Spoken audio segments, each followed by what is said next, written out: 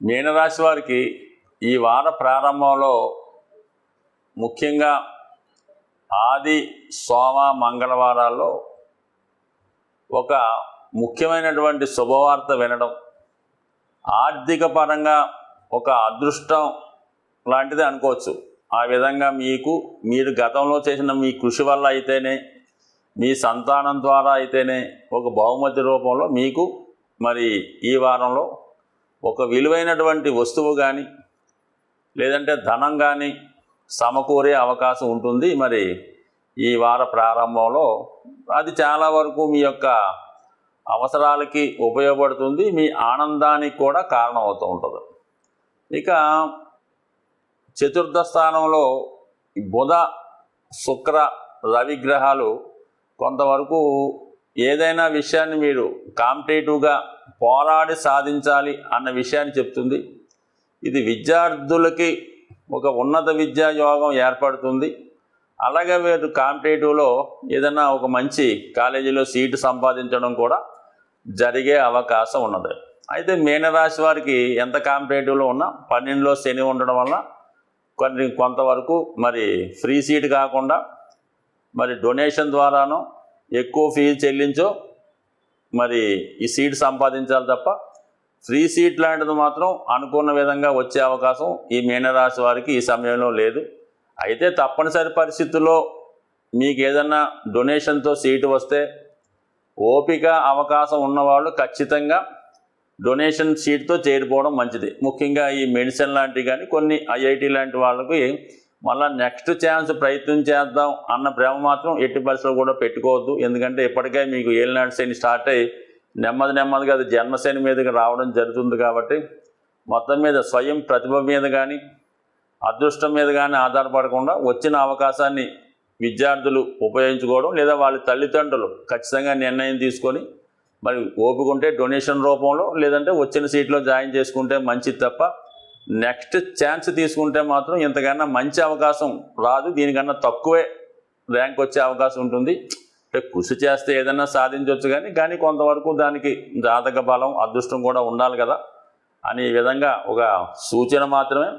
ఇది కంపల్సరీ అని మాత్రం అనుకోవద్దు. ఏదైనా ఒక నిర్ణయం తీసుకునే ముందు ఒకసారి ఆలోచించడం మంచిది. అంటే ఈ విద్యార్థికి ఖచ్చితంగా సీటు వస్తుందా రాదా, నెక్స్ట్ ప్రయత్నం చేయొచ్చా అనే విషయాన్ని మీరు ఓ జ్యోతిష్కున్నో ఇంకొకరిని అడగకుండా ఈ అబ్బాయి ఎక్కడైతే చదువుకుంటాడో, ఏ కాలేజీలో చదువుకుంటాడో ఆ కాలేజీలో ఉన్నటువంటి మెయిన్గా ఈ క్లాస్ని రిప్రజెంట్ చేసుకుంటే క్లాసు టీచర్ని అడిగితే వాడు ఖచ్చితంగా చెప్తాడు వీడికి వస్తుందా రాదా అన్నది. మొగమాటం లేకుండా అడగాలి. మీరు మొగమాటం కొద్ది అడిగారనుకోండి అది ఖచ్చితంగా వస్తుంది అంటాడు. అలాగే జ్యోతిష్కుడు కూడా ఖచ్చితంగా వస్తుందనే చెప్తాడు. ఎందుకంటే మీరు టెంపరీగా మీ యాంగ్జైటీ చూసి ఆ విధంగా చెప్తూ ఉంటారు. ప్రయత్నం చేస్తే వస్తుందని చెప్తుంటాడు కొంతమంది అలాంటోడు. అందువల్ల ఏంటంటే నిర్మమాటంగా మాత్రం ఈ వచ్చిన అవకాశాన్ని ఉపయోగించుకుంటే బాగుంటుంది. తర్వాత మళ్ళీ ఇబ్బంది పడవలసి ఉంటుంది. సో ఇక పక్కన పెడితే మరి కుజుడు కుటుంబ స్థానంలో ఉండడం వల్ల కొంతవరకు కుటుంబ విషయాల్లో శ్రద్ధ పెడతారు. కానీ ప్రతి విషయానికి మీ కుటుంబ సభ్యుల నుంచి వ్యతిరేకత వచ్చే అవకాశం ఉంది. ఏదన్నా మీరు ఒకటి చెప్తే వాళ్ళు ఇంకోటి చెప్తూ ఉంటారు. ప్రతి విషయానికి మిమ్మల్ని ఏకీపించలేకపోతుంటారు. ఈ విధంగా కొంచెం చికాకు ఉన్నది. 12వ స్థానంలో శని అంటే మీ యొక్క రాశి వారం అంతా కూడా పాపకర్తార యోగంలో 2 పాపగ్రహాల మధ్య నలిగిపోవడం, రాశి అందే రాహుగ్రహ సంచారం, జాతకుడు సరైన నిర్ణయం తీసుకోలేకపోతుంటాడు.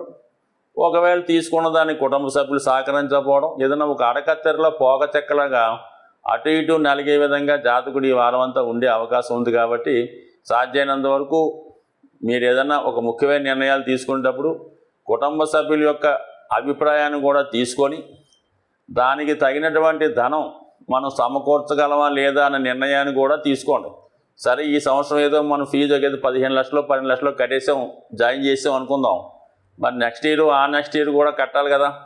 అది కూడా ఆలోచించి మనం ఎంతవరకు కట్టగలం అని ముందు చేర్చాలి తప్ప తొందరపడి చేస్తే తర్వాత ఆ ఫీజు కట్టలేకో బ్యాంక్ లోన్ రాకో ఇబ్బంది పడే అవకాశం ఉంటుంది. కాబట్టి ఏదైనా పకడ్బందీగా ఖచ్చితంగా ఆలోచించి ఈ డొనేషన్ లాంటి కాలేజీలో చేరేటప్పుడు ఆలోచించి నిర్ణయం తీసుకోండి. ఇది విద్యార్థులు వాళ్ళ తల్లిదండ్రులు కూడా వర్తించే అవకాశం ఉంది.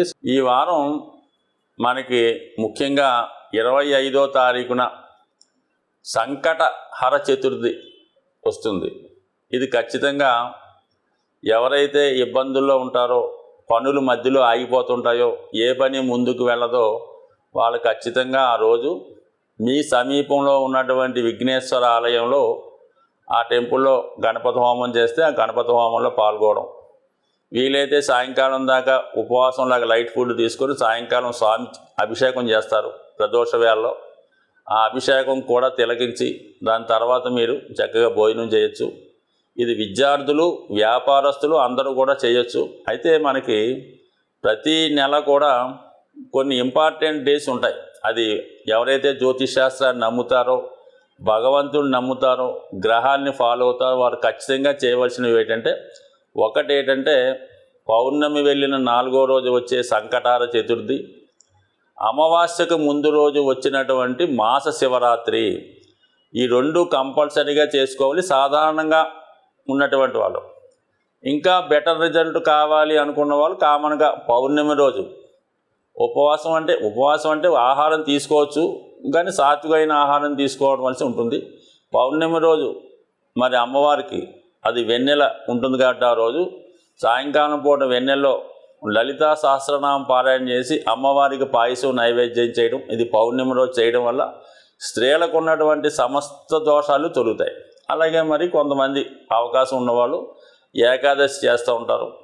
ప్రతి ఏకాదశికి ఏదో ఒక విశిష్ట ఉంటుంది కాబట్టి ఓపిక ఉన్నవాళ్ళు ఆ ఏకాదశి చేసుకోవడం వల్ల కూడా కొంతవరకు జాతకుడికి ఉన్నటువంటి సమస్యలు తొలగే అవకాశాలు ఉంటాయి. కాబట్టి మరి ఏది చేసుకున్నా చేసుకోకపోయినా ఈ సంకటహర చతుర్థి మరి మాస శివరాత్రి చేసుకోవడం వల్ల 100% చాలామందికి ఉపయోగపడుతూ ఉంటుంది. వాళ్ళ సమస్యలు సాల్వ్ అవుతాయి. ఇంకా చెప్పుకోలేని బాధల్లో ఉన్నవాళ్ళు ఏంటంటే అష్టమి రోజు కానీ అమావాస్య రోజు కానీ అమ్మవారి ఆలయంలో ఓపిక ఉన్నవారు చండీ హోమంలో పాల్గొవచ్చు.